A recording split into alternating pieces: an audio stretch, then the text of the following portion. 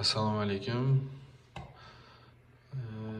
Oynalar hozir internetimizni test qilib ko'ramiz. Nima uchundir internet kirish yaxshi, chiqish juda ham yomon ko'rsatkichlarni beryapti. Nima uchun bunaqa bo'layotganini o'zim bilmayman. Biladiganlar bo'lsa kommentariy yozamiz.